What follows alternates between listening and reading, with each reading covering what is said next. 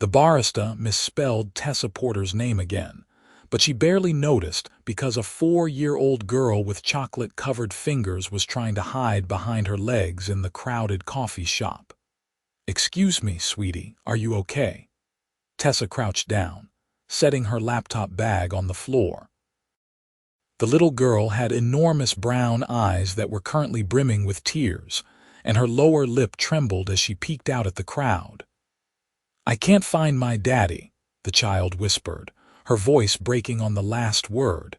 Tessa's heart clenched. She was a kindergarten teacher, and lost children triggered every protective instinct she possessed. "It's okay, honey, we'll find him together. Can you tell me your name, Sophie?" The girl clutched a stuffed rabbit that had seen better days. "Sophie Irwin. That's a beautiful name." "I'm Miss Tessa." She kept her voice calm and warm, the same tone she used with her students when they scraped their knees on the playground. "What does your daddy look like?" "He's really tall and he has dark hair and he was wearing his work clothes." Sophie's explanation could have described half the men in Seattle, but Tessa nodded encouragingly. "Okay, let's stand right here by the counter where he can see us, and we'll look for him together. I bet he's looking for you too." Sophie's small hand slipped into hers, sticky from the chocolate but trusting. Tessa's chest tightened. This was someone's whole world, this little girl with messy pigtails and a dress that had a unicorn on the front. "Sophie." The shout came from near the entrance, and a man pushed through the crowd with barely controlled panic written across his face. He was tall, just like Sophie had said, probably 6'2", with dark hair that looked like he'd been running his hands through it. His suit was expensive, charcoal gray with a loosened tie, and his face was striking in a way that would have made Tessa look twice under different circumstances. But right now, she was focused on the raw fear in his eyes. "Daddy." Sophie released Tessa's hand and ran toward him. He dropped to his knees right there in the middle of the coffee shop and wrapped his arms around his daughter, his eyes squeezing shut. "Sophie, you can't do that. You can't just walk away." "I was terrified." "I wanted to see the pastries," Sophie said against his shoulder. "They had the ones with the sprinkles." He pulled back, his hands framing her small face. "You have to stay with me, always. Do you understand?" Sophie nodded, and he pulled her close again. When he finally looked up, his gaze found Tessa, who was still standing by the counter, unsure whether to leave or stay. "Thank you." He stood, lifting Sophie with him, though he kept her anchored against his hip. "I turned my back for 10 seconds to order and she was gone." "Thank you for staying with her. Of course, I teach kindergarten. It's basically my job to keep track of small humans." Tessa smiled at Sophie. "She's a brave girl. She knew to find help."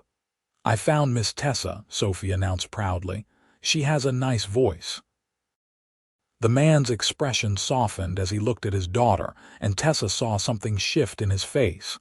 The panic receded, replaced by tenderness and exhaustion that seemed bone deep. "She does have a nice voice. Did you say thank you?" "Thank you, Miss Tessa." Sophie held up her rabbit. "This is Mr. Floppy." "Hello, Mr. Floppy." Tessa gave the stuffed animal a solemn nod. "You take good care of Sophie, okay?" The father shifted Sophie to his other hip. "I'm Thomas Irwin, and I'm incredibly grateful. Can I buy your coffee? It's the least I can do." "Oh, you don't have to do that." Tessa reached for her bag. "I'm just glad she's safe. Please, I insist." There was something in his eyes, a warmth that made her stomach flip unexpectedly. "Besides, Sophie seems to have taken a shine to you, and that doesn't happen often." Sophie was indeed watching Tessa with an intent expression, like she was memorizing her face. "Do you teach at a school?" "I do. Riverside Elementary." "I'm going to kindergarten next year." Sophie's enthusiasm was infectious. "Daddy says I'm going to make lots of friends." "I'm sure you will." Tessa accepted her coffee from the barista, who had mangled her name into something that looked like Tressa.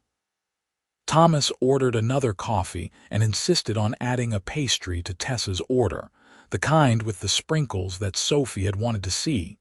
They ended up at a small table by the window. Tessa hadn't planned on this, had actually been running late for a Sunday afternoon planning session with her teaching partner, but something made her stay.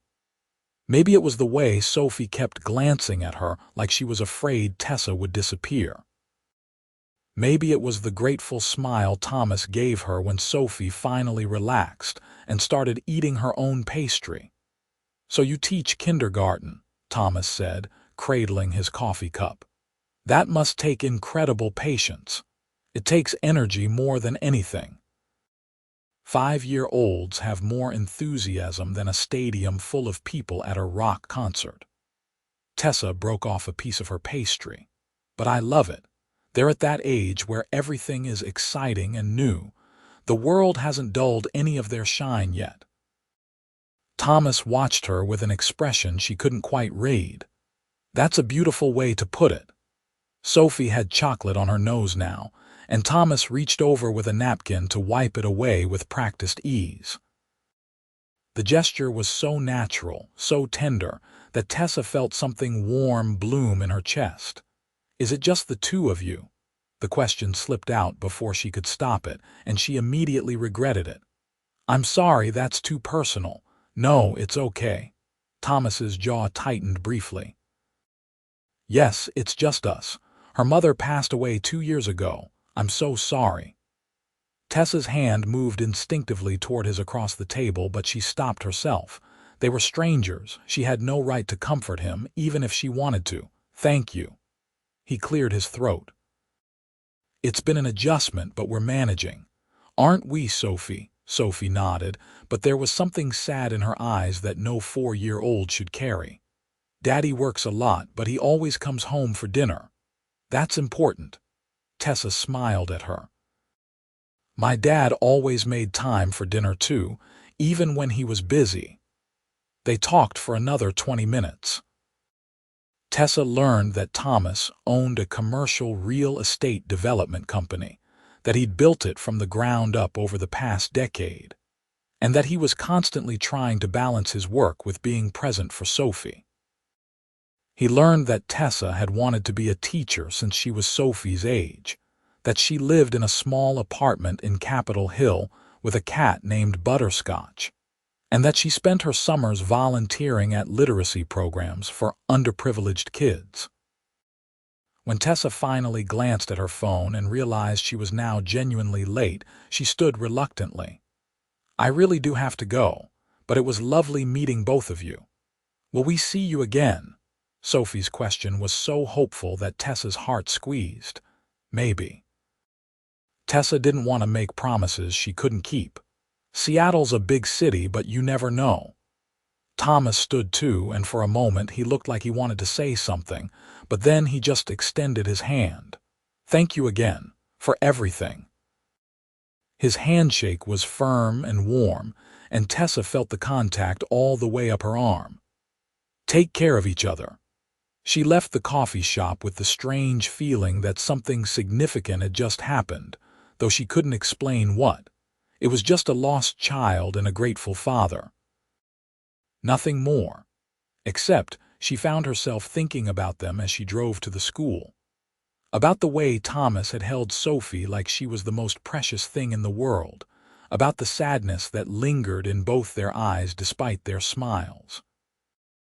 About the way his face had transformed when he'd looked at his daughter. All that love and protectiveness written in every line. Her teaching partner, Melissa, noticed her distraction immediately. "Where's your head? You've been staring at that lesson plan for 5 minutes without writing anything." Tessa shook herself. "Sorry, I just had an interesting afternoon." She told Melissa the story, and her friend's eyes widened. "Wait, Thomas Irwin. As in Irwin Development Group, I don't know. He said he owned a commercial real estate company." Melissa pulled out her phone and tapped rapidly, then turned the screen toward Tessa. "Is this him?" The photo showed Thomas in a sharp suit at some kind of business conference. shaking hands with a man Tessa vaguely recognized as the mayor. The caption identified him as Thomas Irwin, CEO and founder of Irwin Development Group, one of the fastest-growing development companies in the Pacific Northwest. Oh, Tessa stared at the photo. She'd known his suit was expensive, but she hadn't realized just how successful he was. I guess so. Tessa, he's worth millions. He's been in the business section of the Times like a dozen times. Melissa's grin was wicked. And you said he was handsome. I said no such thing. But Tessa felt heat creep up her neck. And it doesn't matter. It was just a chance encounter. I'll never see him again. Except, she did see him again, 3 days later, in the produce section of the grocery store near her apartment. He was studying avocados with the intense concentration of someone who had no idea how to pick a ripe one, and Sophie was sitting in the cart, swinging her legs and chattering about something. Tessa almost walked past, not wanting to intrude, but Sophie spotted her first. Miss Tessa. The girl's face lit up like Christmas morning. Daddy, it's Miss Tessa. Thomas turned, and the surprise on his face shifted quickly into something warmer. Tessa, hi. Hi. She felt suddenly self-conscious in her yoga pants and old college sweatshirt, her hair piled in a messy bun. Fancy meeting you here. We're trying to eat healthier. Thomas held up the avocado helplessly. Though I have no idea what I'm doing, how do you tell if these are any good? Tessa laughed and stepped closer. You're looking for one that's dark green, almost black, and it should give just a little when you squeeze it gently. Not too soft or it's overripe. She picked one up and handed it to him, and their fingers brushed. The contact sent an unexpected jolt through her system. Thank you. He placed the avocado in the cart next to Sophie, who was watching them with interest. Are you a grocery shopping expert too? I'm a broke teacher. I've learned to be strategic about produce. She smiled at Sophie. How are you, sweetie? Good. We went to the park today and I went on the swings really high. Sophie demonstrated with her arms. And Daddy pushed me. That sounds like fun. Tessa noticed that Sophie's pigtails were slightly crooked today, like Thomas had done his best but didn't quite have the technique down. There was something endearing about it. You have time for a coffee? Thomas asked suddenly. There's a cafe in this shopping center. I'd love to repay you for the grocery lesson. Tessa should have said no. She had papers to grade and lesson plans to finalize. But Sophie was looking at her with those big hopeful eyes, and Thomas had a smile that made her forget all her very reasonable objections. Sure, I'd like that. The cafe was small and casual, with mismatched chairs and local art on the walls. Sophie colored on the kids' menu while Thomas and Tessa talked. It was easier this time, the conversation flowing naturally. He told her about the challenges of raising a daughter alone, how he was constantly worried he was doing everything wrong. She shared stories from her classroom, the funny things kids said, the small victories that made all the hard work worthwhile. Sophie talks about starting kindergarten constantly, Thomas said, watching his daughter draw what appeared to be a very enthusiastic rainbow. But I'm terrified. What if the other kids aren't nice to her? What if she struggles and I don't know how to help? Every parent worries about that. Tessa's voice was gentle. But Sophie's smart and sweet. She'll do great. And if there are challenges, you'll figure them out together. That's what parenting is. You sound like you really understand kids. Thomas's gaze was intense. Have you always wanted to teach? Always. My mom was a teacher too. She passed away when I was in college, but she's the reason I do this. She believed every child deserved someone who saw their potential. Tessa smiled, though it hurt a little. I try to be that person for my students. She'd be proud of you. Thomas's words were simple but sincere, and they hit Tessa right in the heart. Sophie held up her drawing. Look, Miss Tessa, it's you and me and Daddy. Tessa studied the picture. 3 stick figures stood under a rainbow, holding hands. The one with yellow hair was presumably her, and the tall one was Thomas, and the small one in the middle was Sophie. It was adorable and also made Tessa's throat tight. "That's beautiful, Sophie. You're a wonderful artist." "You can keep it." Sophie carefully tore the page from the menu and handed it to Tessa. "Are you sure? It's so pretty." "I want you to have it so you remember us." Sophie's logic was pure and uncomplicated. Tessa folded the drawing carefully and tucked it in her purse. "I'll treasure it." "Thank you." When they finally left the cafe, Thomas walked Tessa to her car. Sophie had fallen asleep in his arms, her head on his shoulder, and he carried her with an ease that spoke of practice. "This was really nice," he said quietly, careful not to wake Sophie. "Can I see you again?" Intentionally this time, not just random encounters in public places. Tessa's heart did something complicated in her chest. "Are you asking me on a date?" "I am. If that's okay." He looked uncertain, vulnerable in a way that was completely different from his business conference photos. "I haven't done this since before Sophie was born. I'm probably terrible at it. You're doing fine." Tessa smiled, and it felt like stepping off a cliff. "Yes, I'd like that." They exchanged phone numbers, and Thomas promised to call her. As Tessa drove home, she couldn't stop smiling. The drawing Sophie had given her sat in her passenger seat, and she glanced at it at red lights, at those 3 stick figures holding hands under the rainbow. This was probably crazy. He was a millionaire CEO with a 4-year-old daughter and a life infinitely more complicated than hers. She was a kindergarten teacher who drove a 12-year-old Honda and lived paycheck to paycheck. They existed in completely different worlds. But she couldn't stop thinking about the way he'd held Sophie, or the way he'd looked at Tessa when she talked about her students, or the way his smile had made her feel like she was the only person in the room. Thomas called her the next evening, after Sophie was in bed. They talked for 2 hours about everything and nothing.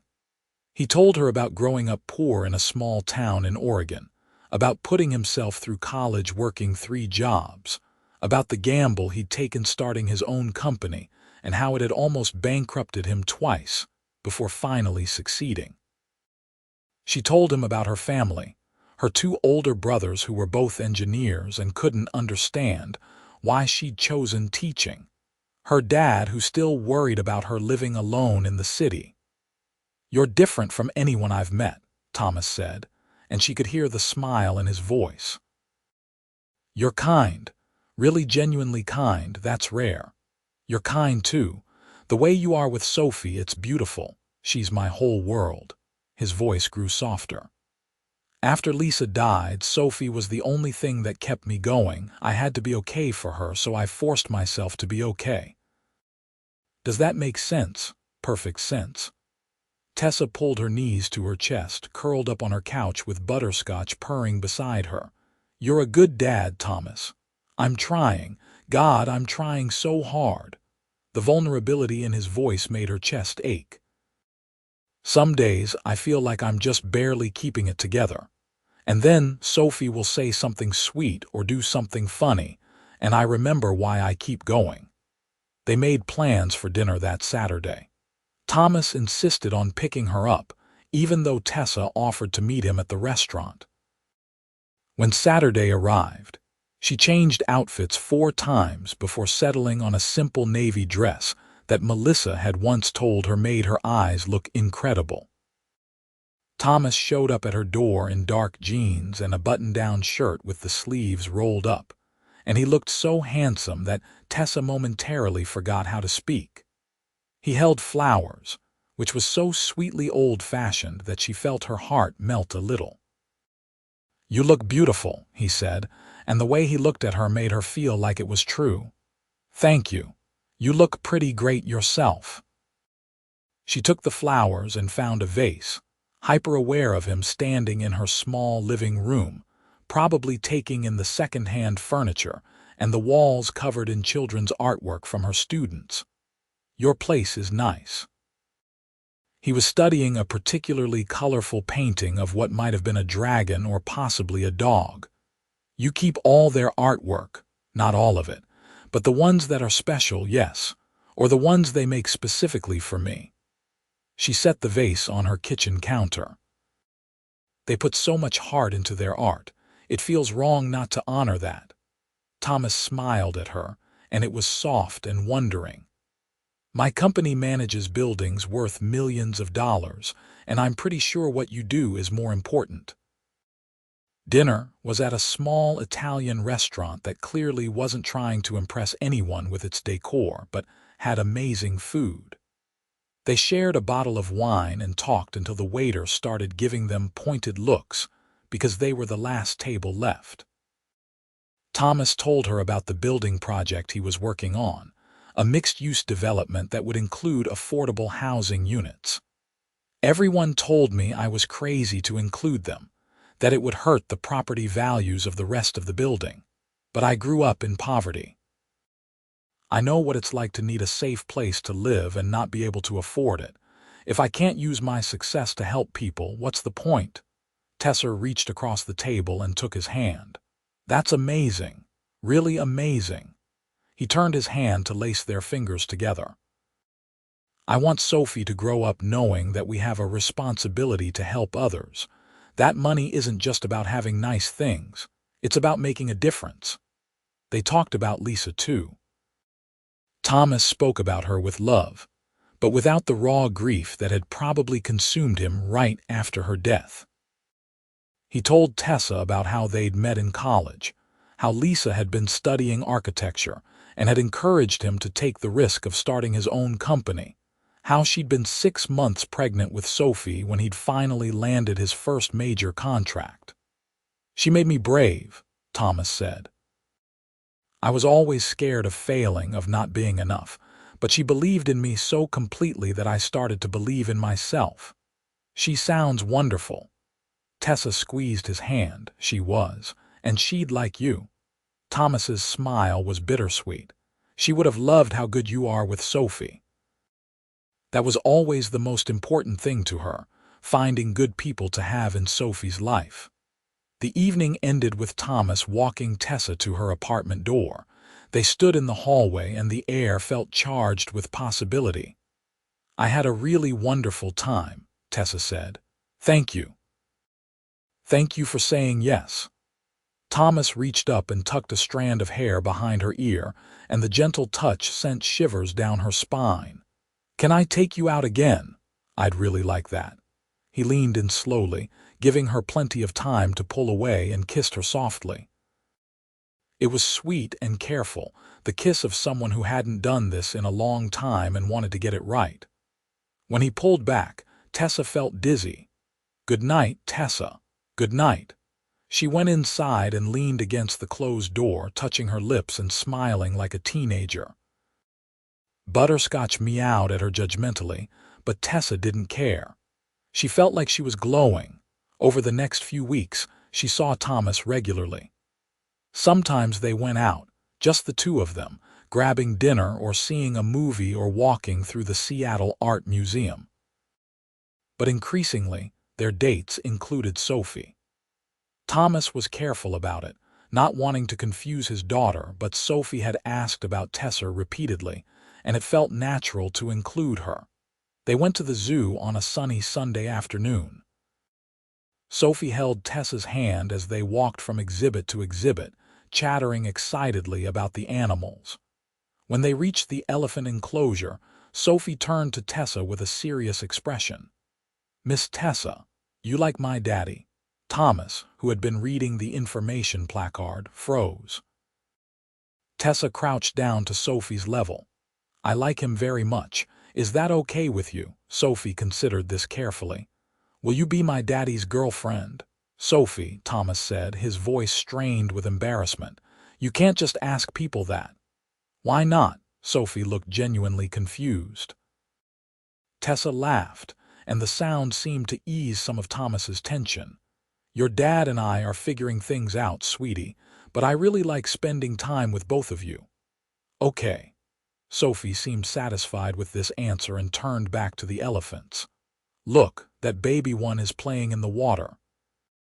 Later, when Sophie was distracted by the penguins, Thomas pulled Tessa aside.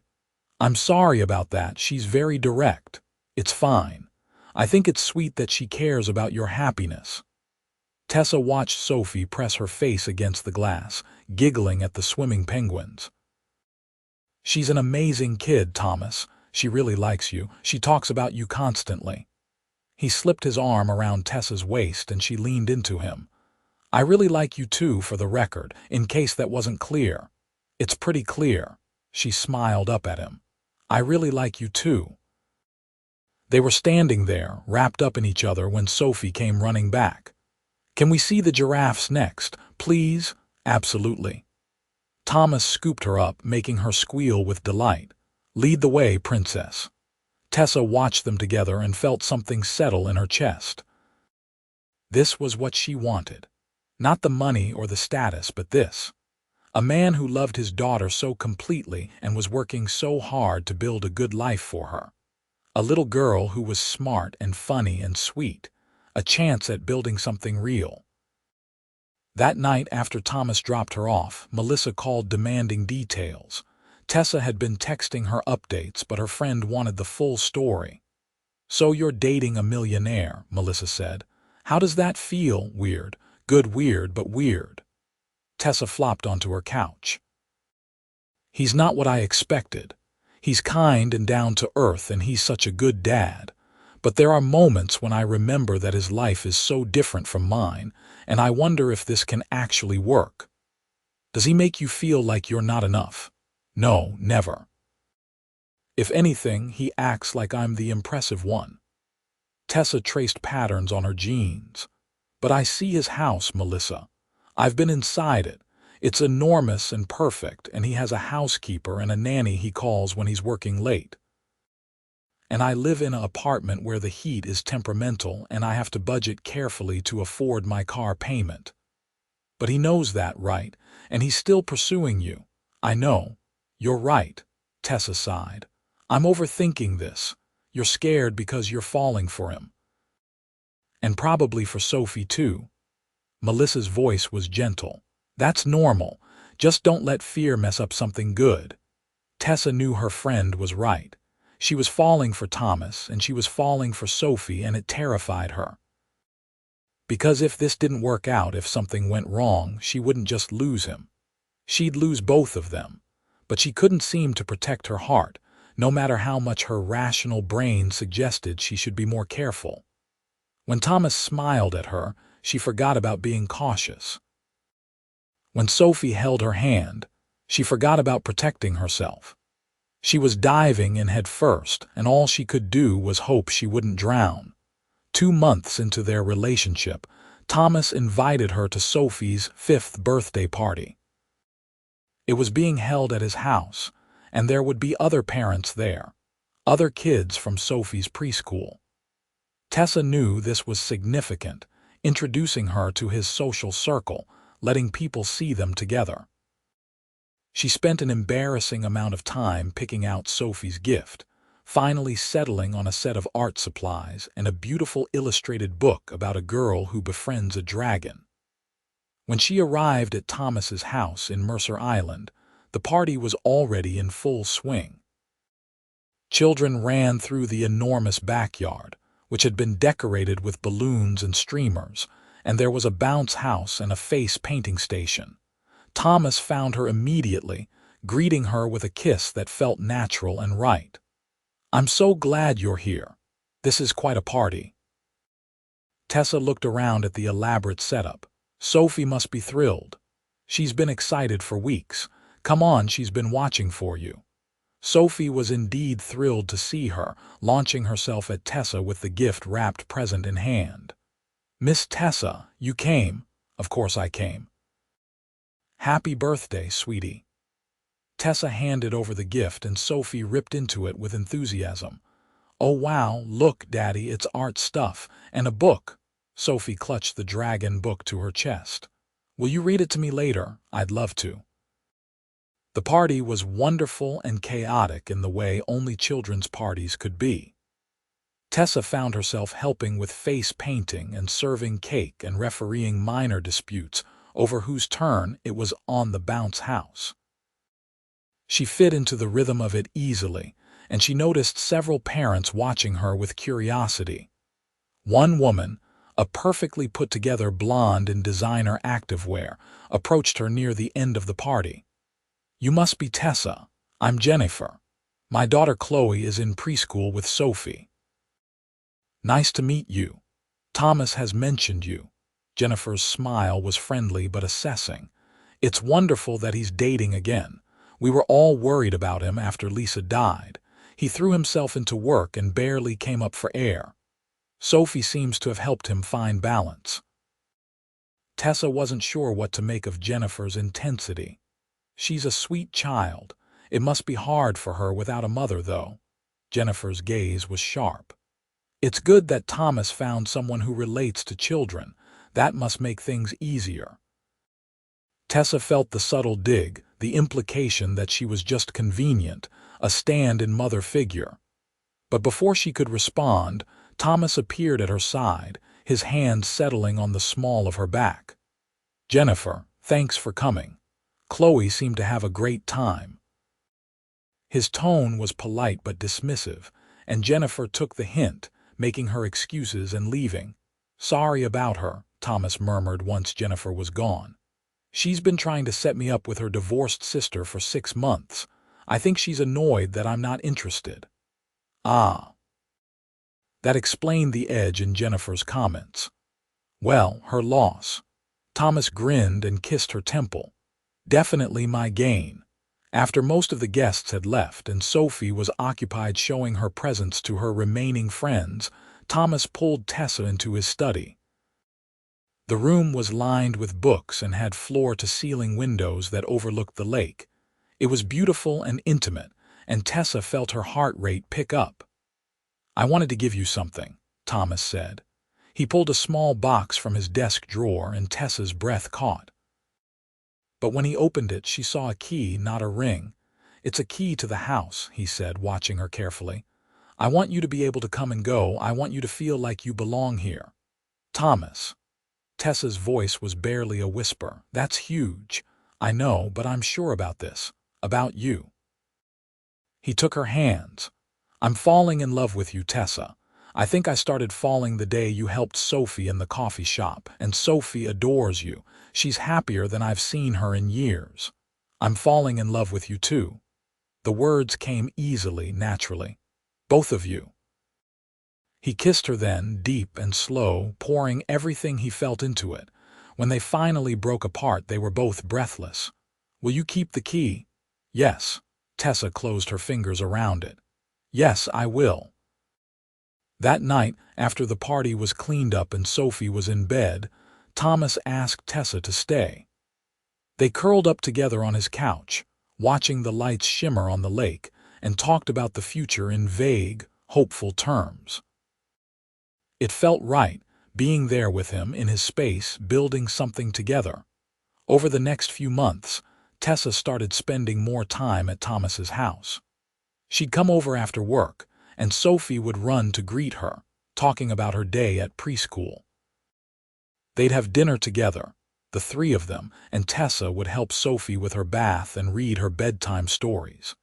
It felt like playing house, except it was real and wonderful and sometimes terrifying in its intensity. Her apartment started to feel empty when she was there. Butterscotch was the only one who seemed to appreciate her presence, and even he had started giving her looks that suggested he felt neglected. Melissa noticed the change too. "You're basically living there," she said one afternoon when they met for coffee. "Have you guys talked about making it official?" "Not really. I mean, I still have my apartment. I'm there probably 3 nights a week." Tessa stirred her latte. "But you're right. We're kind of in this weird in-between stage. You want to move in with him?" "I think so, yes." Saying it out loud made it real. "But it's complicated. What about Sophie? Is it confusing for her that I'm there so much but don't actually live there?" "Have you asked Thomas what he thinks?" "Not yet. I'm scared." Tessa laughed at herself. I'm scared he'll say it's too soon, or I'm scared he'll say yes and then everything changes and becomes more real. Tessa, it's already real. You're in love with him and with his daughter. You're building a life together. The only thing that will change if you move in is your mailing address. Melissa was right, of course. But knowing something intellectually and feeling brave enough to act on it were different things. The conversation came up unexpectedly a week later. Tessa had stayed over on a weeknight, and she was making breakfast while Thomas got ready for work and Sophie watched cartoons. It was domestic and easy, and she was flipping pancakes when Thomas came into the kitchen, already dressed in his suit. "This is nice," he said, wrapping his arms around her from behind, "coming down to breakfast and having you here. I like it too." She leaned back against him. "Move in with me." The words were sudden, unplanned. She could tell by the way he tensed slightly after saying them. "Sorry, that came out more abruptly than I intended, but I mean it. Move in with us, officially." Tessa turned in his arms. "Are you sure? What about Sophie?" "Sophie asks me every time you leave when you're coming back. Yesterday she asked me if you could just stay forever." Thomas smiled. "I want that too. I want you here all the time. I want to wake up next to you every morning. I want this to be your home." "I want that too." Tessa felt tears prick her eyes. "Yes, yes, I'll move in with you." He kissed her, and she could feel his smile against her lips. From the living room, Sophie called out, "Are the pancakes ready?" They broke apart laughing. "We should tell her," Tessa said, together. They walked into the living room hand in hand. Sophie looked up from her cartoons, her face brightening. "Hi, Miss Tessa." "Hi, sweetie. Your dad and I want to talk to you about something."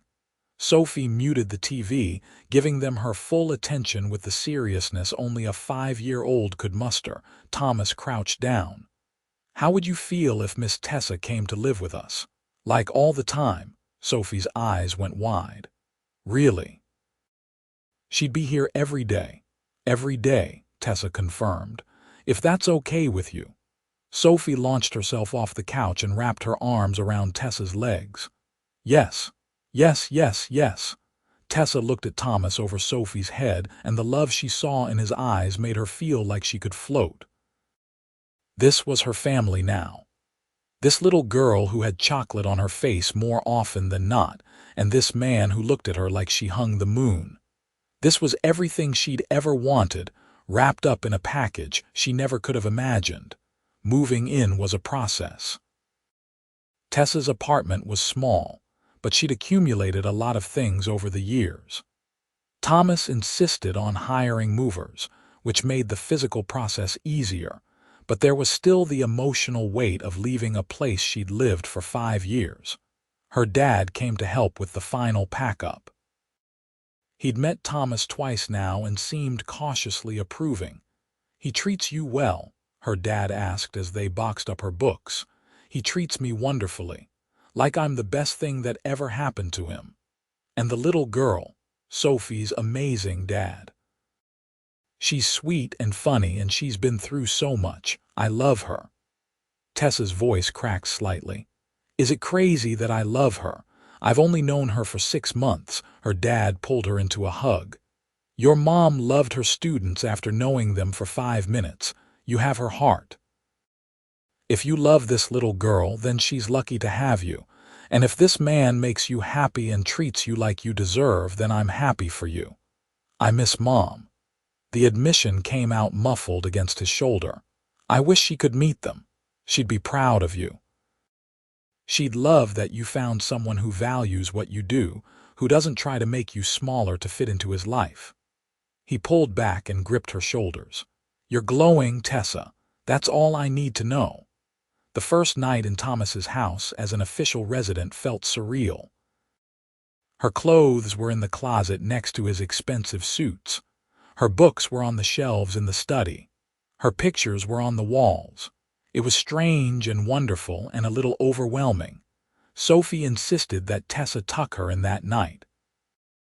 As Tessa read the dragon book for what had to be the 20th time, Sophie interrupted her. Miss Tessa. Yes, sweetie, can I call you something else? Miss Tessa feels like you're just my teacher, but you're not. You're more. Tessa's heart clenched. What do you want to call me? Sophie was quiet for a moment. I don't know.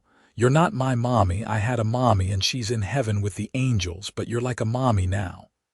Tessa set the book aside and pulled Sophie close.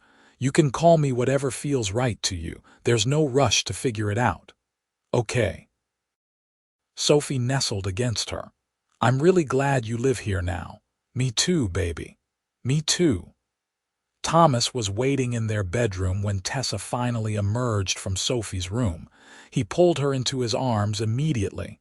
How did it go? She asked about what to call me. She said I'm like a mommy, but not her mommy. Tessa's voice was thick with emotion. Thomas, I don't want to replace Lisa. I would never want Sophie to feel like she has to forget her mother. You're not replacing anyone. You're adding to Sophie's life, giving her something she desperately needed. Someone else to love her, to be there for her. He cradled her face in his hands. Lisa would be grateful. She never wanted Sophie to grow up without a mother figure. She made me promise before she died that I'd find someone eventually, someone who would love Sophie as much as I do. I do love her, so much it scares me sometimes. I know, and she loves you too. He kissed her softly. Thank you for choosing us, for being brave enough to jump into this crazy, complicated situation. Thank you for letting me, for wanting me here.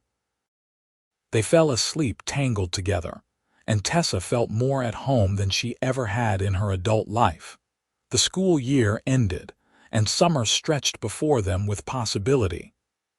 Tessa's literacy program took up some mornings, but she had more free time than usual.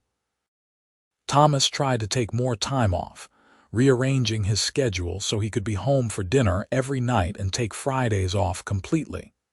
They went to the beach, building sandcastles with Sophie and flying kites. They visited Thomas's mother in Oregon, a warm woman who hugged Tessa tight and whispered, "Thank you for making my son smile again."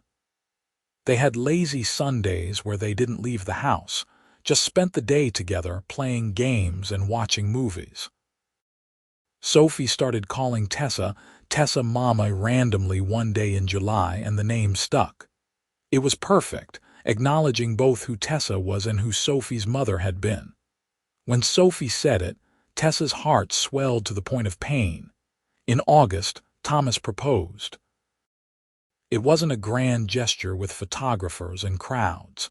It was a quiet evening after Sophie had gone to bed, the two of them on the deck watching the sunset over the lake. "I want to marry you," Thomas said simply. "I want to make this official in every way possible. I want Sophie to have your last name hyphenated with mine. I want everyone to know that you're my family, that we're building a life together." He pulled out a ring, and it was beautiful but not ostentatious, a sapphire surrounded by small diamonds. "I know you're not big on flashy things. This reminded me of you, classic and beautiful and real." "Yes." Tessa didn't need to think about it. "Yes, I'll marry you." He slid the ring on her finger and it fit perfectly. They sat there as the sky turned purple and pink, talking about the wedding, about the future, about all the ways their lives would intertwine even more completely. They told Sophie the next morning over breakfast. Her reaction was everything they could have hoped for. "You're getting married." "Like a princess." Sophie's eyes were huge. "Like a princess," Tessa confirmed, laughing. "And I was hoping you might be my flower girl." Sophie actually squealed. "Really? I get to throw flowers and wear a fancy dress, the fanciest dress we can find." Sophie jumped out of her chair and hugged both of them. "This is the best day ever." They got married in October, as the leaves were turning gold and red. It was a small ceremony in Thomas's backyard, which had been decorated with string lights and white flowers. Sophie wore a cream dress with a sparkly sash and took her flower girl duties very seriously, carefully dropping petals along the aisle. Tessa wore a simple white dress that flowed when she walked, and when Thomas saw her, his eyes filled with tears. They exchanged vows they'd written themselves, promises to love and support each other, to be partners in all things, to build a life filled with laughter and love. When the officiant pronounced them married, Sophie cheered so loudly that everyone laughed.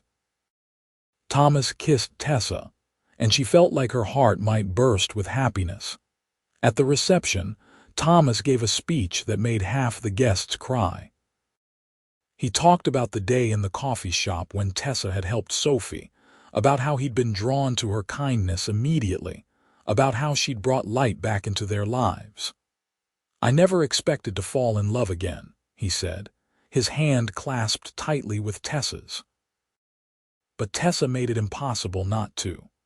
She loved my daughter without reservation, without hesitation.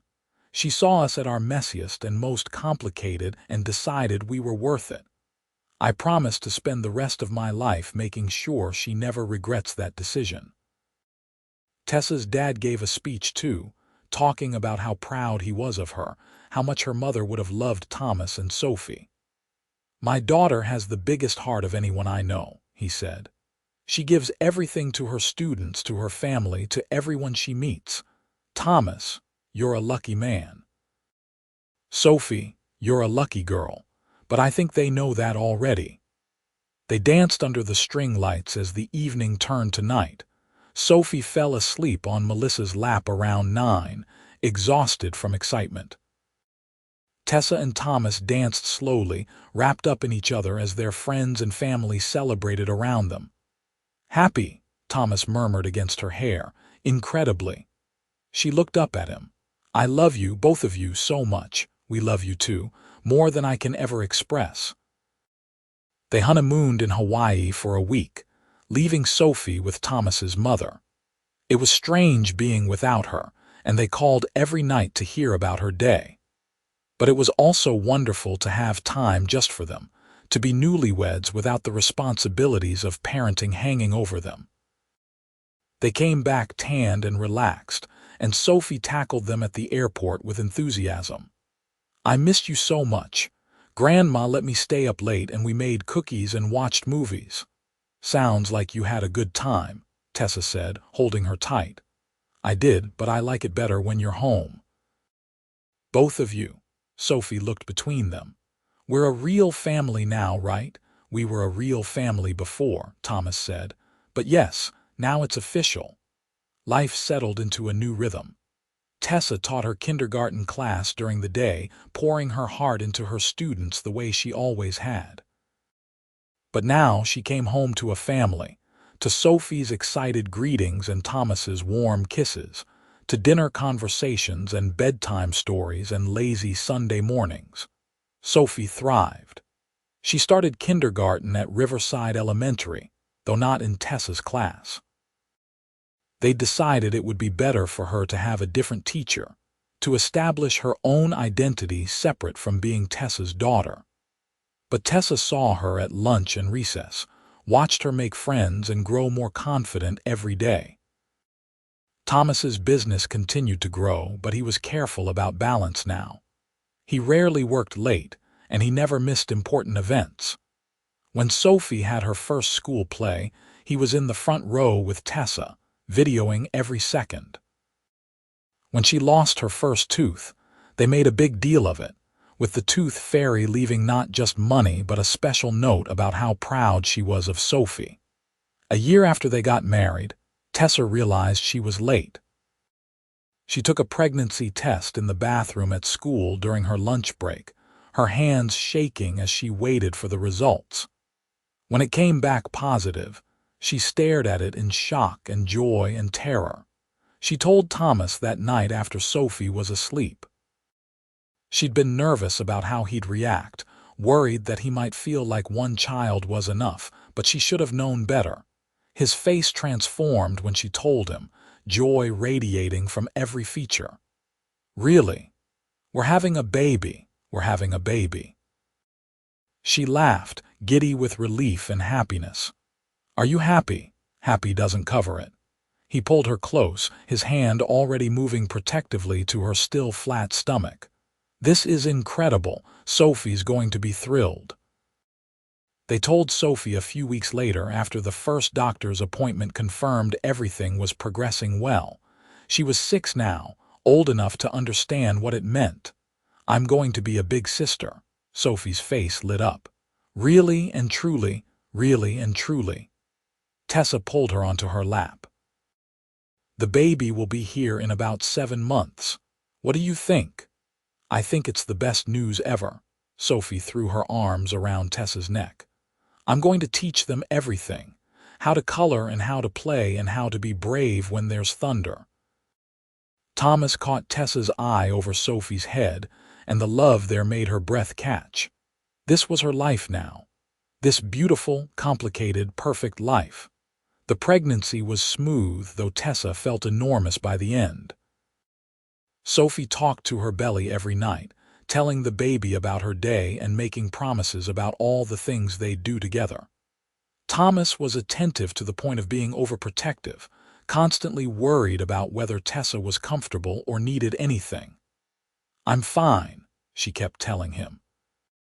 "Women have been having babies since the beginning of time. I'm not fragile, but you're precious. Both of you are." He'd rest his hand on her belly, feeling the baby kick, and his face would go soft with wonder. She went into labor on a Tuesday evening, right in the middle of helping Sophie with her homework. Her water broke and Sophie's eyes went huge. "Is it time? Is the baby coming?" "The baby's coming." Tessa tried to stay calm even though her heart was racing. "Can you go get Daddy?" "He's in his office." Thomas was by her side in seconds, already on the phone with the hospital and his mother, arranging for someone to stay with Sophie. They kissed Sophie goodbye, promising to call as soon as the baby arrived, and drove to the hospital through the Seattle evening traffic. Labor was long and hard, and there were moments when Tessa wondered if she could do it. But Thomas was there, holding her hand, whispering encouragement, being exactly what she needed.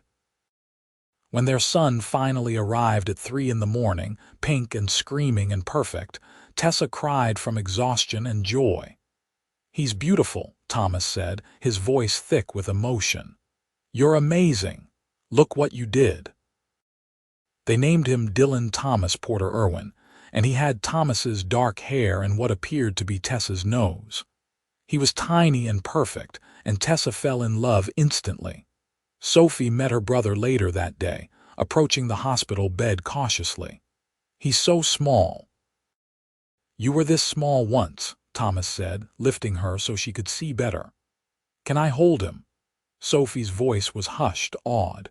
Tessa helped her sit in the chair and carefully placed Dylan in her arms, supporting his head. Sophie stared down at him with wonder. "Hi, Dylan. I'm your big sister, Sophie. I'm going to take really good care of you." She looked up at Tessa and Thomas. "He's perfect. Our family is perfect now." "It was already perfect," Tessa said, tears streaming down her face. "But yes, now it's even better." They brought Dylan home 2 days later and life became beautifully chaotic. Thomas took paternity leave, something he'd never done with Sophie, determined to be present for every moment. They took turns with night feedings, stumbling through the house in the dark, exhausted but happy. Sophie was an amazing big sister. She'd sit next to Tessa while she nursed Dylan, chattering about school and asking questions about babies. She'd bring him toys and stuffed animals, building what she called his collection for when he was old enough to play. When Tessa's maternity leave ended and she had to go back to teaching, it was harder than she'd expected. She cried the first morning, holding Dylan tight before handing him to the nanny they'd hired. "He'll be fine," Thomas assured her, "and you'll be home this afternoon."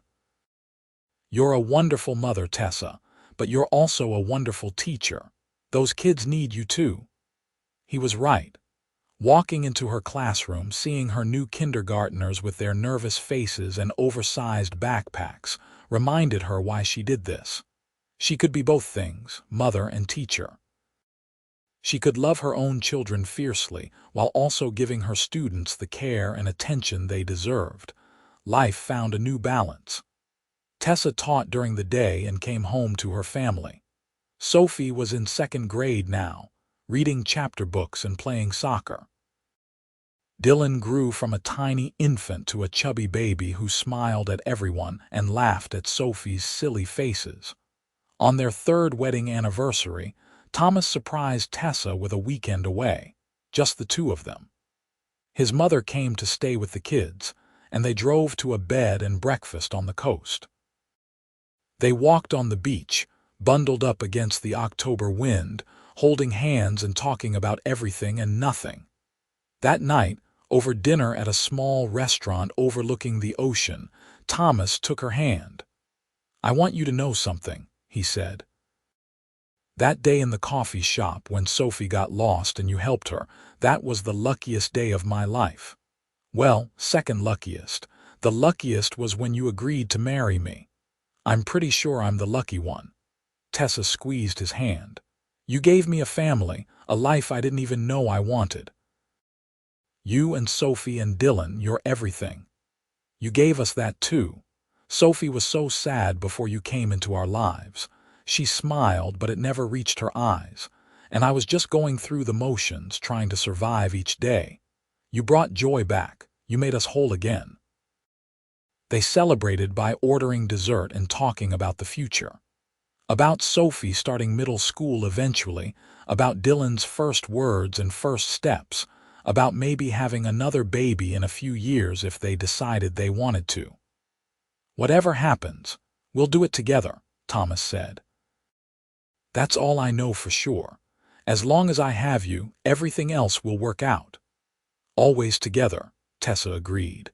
When they got home Sunday evening, Sophie and Dylan ran to meet them. Well, Sophie ran and Dylan toddled after her with Thomas's mother following to make sure he didn't fall. They were swept up in hugs and stories about the weekend, about the fort Sophie had built in the living room and how Dylan had eaten an entire bowl of mac and cheese by himself. Later, after the kids were in bed, Tessa and Thomas stood in Dylan's doorway, watching him sleep. His small chest rose and fell steadily, and his hand was curled around the stuffed elephant Sophie had given him. "This is what happiness looks like," Tessa whispered. "Yeah," Thomas agreed, pulling her close. "It really is."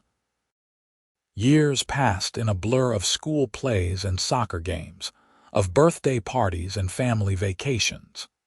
Sophie grew into a thoughtful, kind teenager who volunteered at the elementary school, reading to the kindergartners the way Tessa used to read to her. Dylan was energetic and curious, always asking questions and getting into harmless mischief. They had a daughter, too, when Dylan was 3. Emma Lisa Porter Irwin, named after Tessa's mother and Thomas's first wife. Sophie had suggested it, saying she wanted her baby sister to carry on the names of the women who had been so important to their family. Emma had Tessa's blonde hair and Thomas's dark eyes, and she was adored by her older siblings. Tessa eventually became the principal at Riverside Elementary, a position that let her impact even more children while still maintaining the work-life balance she'd fought so hard to achieve. Thomas expanded his company but stayed true to his commitment to include affordable housing in his developments. They were written about in magazines sometimes. The Millionaire developer and his teacher wife, who were changing Seattle's landscape while maintaining their down-to-earth values. But the articles and the accolades didn't matter much to Tessa. What mattered was coming home to her family, to Thomas greeting her with a kiss and asking about her day, to Sophie helping Emma with her homework at the kitchen table, to Dylan showing them the picture he'd drawn in art class, so proud of his creation. What mattered was Sunday mornings. All 5 of them piled into the big bed in the master bedroom, reading books and tickling each other and laughing until their sides hurt. What mattered was family dinners where everyone shared the best part of their day.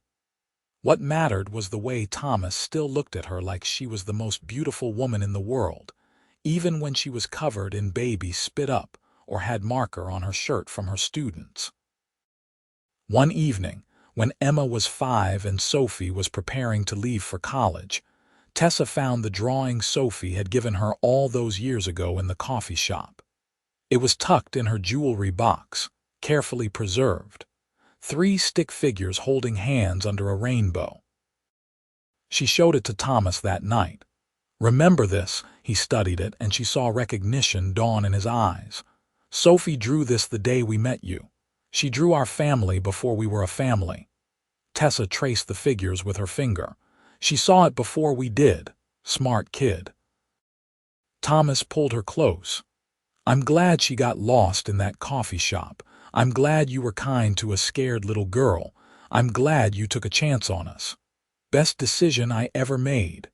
Tessa kissed him, pouring years of love and gratitude into it. "You know, I never expected to fall in love with a millionaire. I definitely never expected that his daughter would steal my heart just as completely.